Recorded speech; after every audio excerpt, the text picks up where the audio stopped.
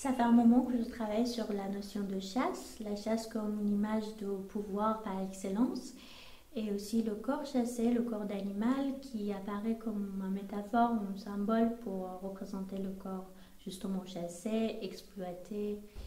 Euh, Ceci c'est fait par différentes formes comme dessin, performance, euh, installation, vidéo. Et par exemple, l'année dernière, j'ai représenté une performance au GAC Danone qui s'est réalisée par 5 femmes qui retranscrit euh, un journal de chasse. C'est une performance à la fois narrative, chorégraphique et collective, que ces 5 femmes racontent ce récit de chasse entre elles. Et à la fin de chaque description, chacune fait un geste qui représente la chute ou la mort. Le cercle du chaudron se referma dans la vallée de Cannes. Ils abattirent 3 proies. La première, un chevreau, à 20 pas de distance. J'ai aussi travaillé sur des images d'archives que je récupère d'Internet.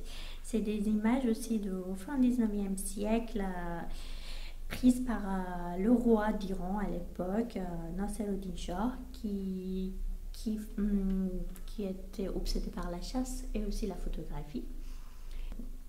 Il a fait une série d'images de ces animaux chassés en les mettant en scène par les béquilles qui sont faits avec les bouts de bois, les branches et qui tiennent l'animal debout.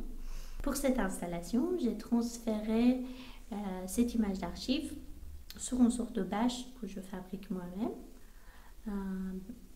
avec acrylique. L'idée de bâche, c'est d'avoir une matière souple, qui du coup c'est la matière de la peinture qui n'est pas sur le toile mais qui devient lui-même le support et qui est posé à la fin sur un escabeau.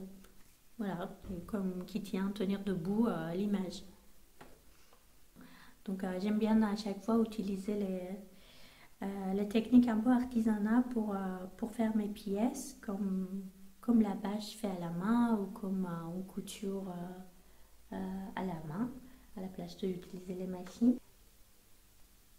La dernière pièce que j'ai fabriquée, c'est un gant de fauconnier que j'aimerais bien développer un peu plus, aller plus loin pendant ma résidence au Chambly à Jussat.